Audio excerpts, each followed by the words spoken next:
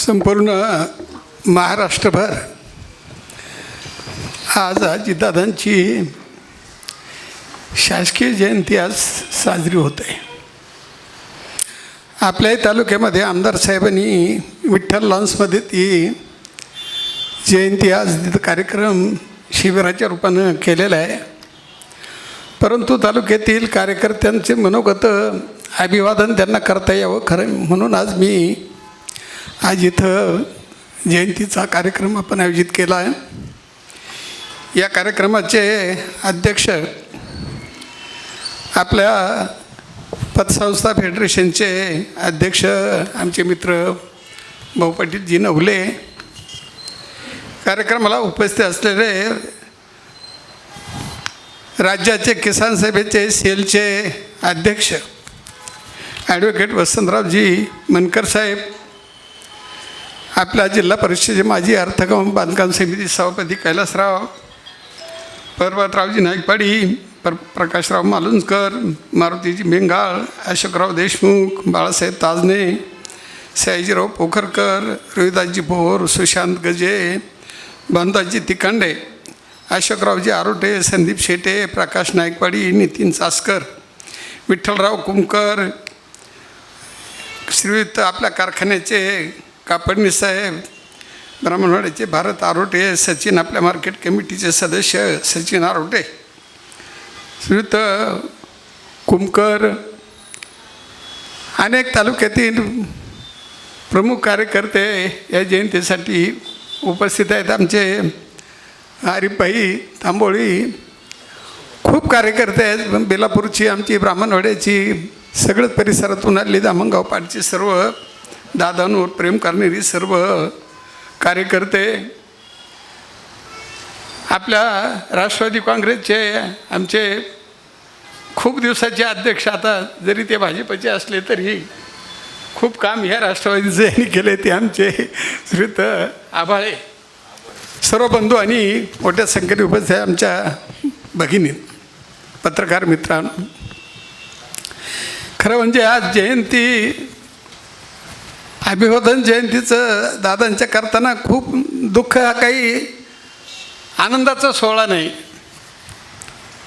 परंतु आज 22 तारखेला 22 जुलैला आम्ही दादांचं वाढदिवस साजरा करायचं, प्रत्येक 22 जुलैला. आणि आज 22 जुलैला जयंती, अभिवादन जयंतीचा सोहळा, जयंतीचा कार्यक्रम आज आम्ही इथं करण्याचं ते दुःख सगळ्या महाराष्ट्रातील कार्यकर्त्यांना होतं. खरं म्हणजे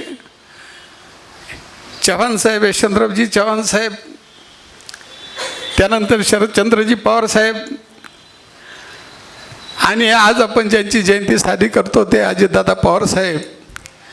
खरं म्हणजे महाराष्ट्रातल्या ह्या ग्रामीण भागाला, ग्रामीण भागातल्या शेतकरी असो, कामगार असो, कारखानदारी असो, दूध संघ असो, सगळ्याच क्षेत्रामध्ये खरं म्हणजे आमच्या शेतकऱ्याला उभं करण्याचं काम ह्या ज्या विभूतीने केलं, महान विभूतीने, त्यामध्ये पवार साहेबांनंतर आणि चव्हाण साहेबांनंतर दादांचं नाव प्रामुख्याने ह्या महाराष्ट्रामध्ये घेतलं जातं. सहकारी साखर कारखानदारी, दूध संघ असेल, पतसंस्था असतील, सर्वच क्षेत्र, बाकीचं तर सगळ्या आरोग्याच्या सुविधा असतील, धरणांची कामं असतील, जे जे काही महाराष्ट्रातल्या शेतकरी माणसाला उभं करण्याचं जे काम महाराष्ट्रामध्ये जे उभं केलं असेल, ते खरं म्हणजे प्रामुख्याने ह्या तिन्ही नेत्यांनी उभं केले. पण त्यातही अजितदादांची जी काम करण्याची पद्धत होती, अजितदादांचा जो काही वकूफ होता स्पष्टपणानं, तो महाराष्ट्रामध्ये मी सुद्धा गेली 50 वर्ष सामाजिक क्षेत्रामध्ये काम करीत असताना हे सर्व मी जवळून पाहिलेले. 78 पासून तर पवार साहेबांबरोबर आम्ही सगळीच मंडळी या तालुक्यातली 78 पासून होतो. आणि त्यानंतर दादांनी सूत्र हातात घेतल्यानंतर दादांच्या बरोबरीनं पवार साहेबांबरोबर होतो, तरी दादाच सगळी कामं करत होते वर ह्या. आणि म्हणून खूप कामं ह्या तालुक्यातला तर एक किती मोठा ग्रंथ होईल यशवंतराव, तरी तो संपणार नाही, एवढं काम ह्या तालुक्याच्या दृष्टीनं खरं म्हणजे दादांनी केलेलं आहे. निळवंड्याचं काम, निळवंड्याचं पूर्णत्वाला त्यांचं पुनर्वसन, आबाळे साहेबांना आम्ही किती वेळा पिचड साहेबांच्या समोर मिटिंगा दादा म्हणायचे विनोदन्या पिचड साहेब आता किती दिवस संपणार आहे का नाही काम, इतके प्रचंड काम, निळवंड्याच्या पुनर्वसनाचं काम, निळवंडे पूर्ण करण्याचं काम, आपलं या पिंपळगाव धरणाचं काम. अरे किती प्रयत्न करून आम्ही या पिंपळगाव धरणाचं काम केलं. त्या प्रचंड मागणी आमच्या परिसरातली, कोथरूड परिसरातील, या मुळा परिसरातील जनतेची होती.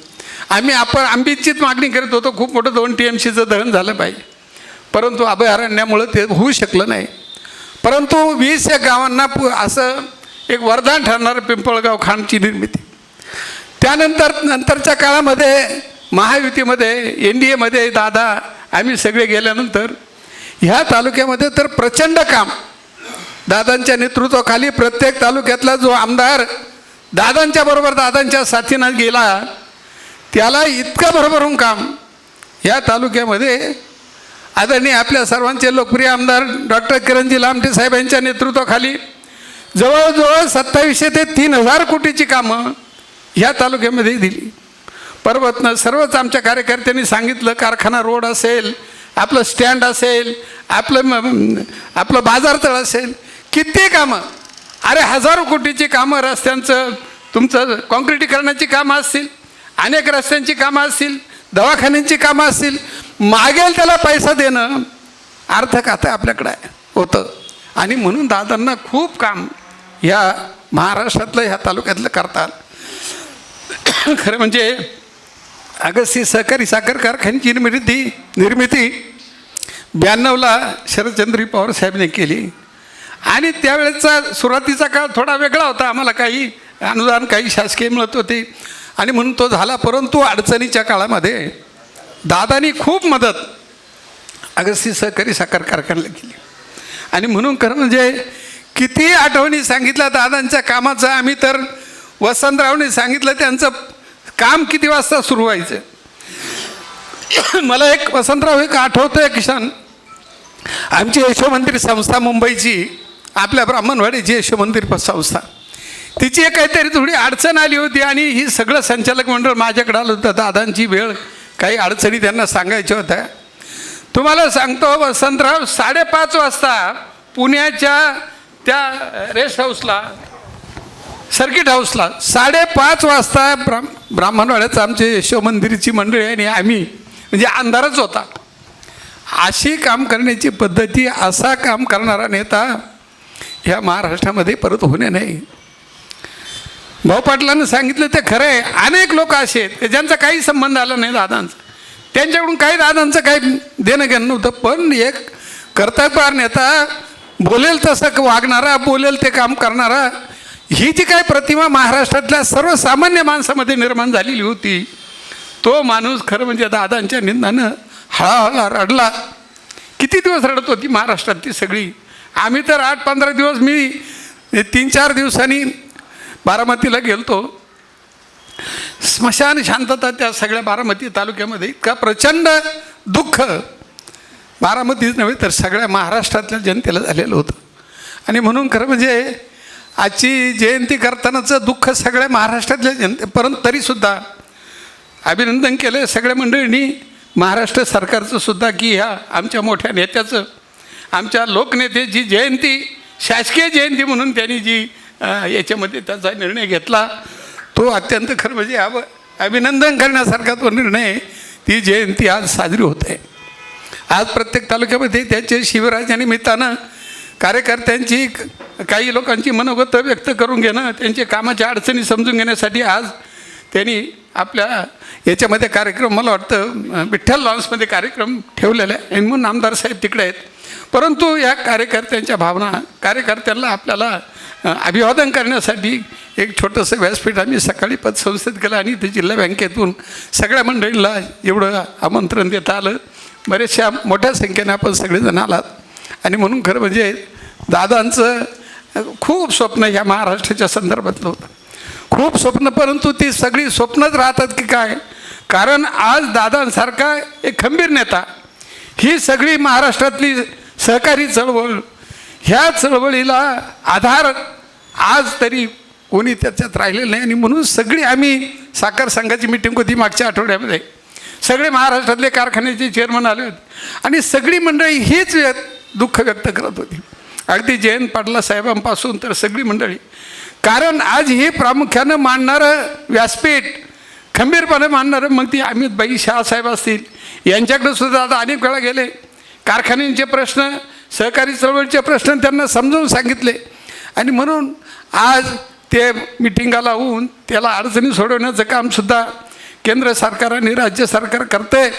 परंतु त्याचा पाठपुरावा किंवा त्याला खंबीरपणानं काही सगळ्या मंडळींना बरोबर घेऊन जाऊन ते काम करण्याची आज उणीव खरं म्हणजे त्यांची भासते सगळीकडं. परंतु अकोले तालुक्यासारखा एक अडचणीचा तालुका, एक आदिवासी तालुका, आणि म्हणून ह्या तालुक्यावर जेवढं बारामतीवर दादांनी प्रेम केलं तेवढंच प्रेम अकोलेकरांवर केलं. अगदी 78 पासून पवारसाहेबांनी केलं, दादांनी केलं, पिचड साहेबांचा काय कार्यक्रम असेल, यानंतर आज लामटे साहेब आपले आमदार असतील, सगळ्यांना भरभरून ह्या सगळ्या मंडळींनी पवार कुटुंबियांनी खूप मदत, भक्कम पाठिंबा दिल्यामुळं आज अकोले तालुक्यातलं जे काही परिवर्तन दिसतंय ते परिवर्तन ह्या दादांमुळं, पवारसाहेबांमुळं, या पवार कुटुंबियांमुळं सुद्धा खरं म्हणजे हे झालेलं आहे.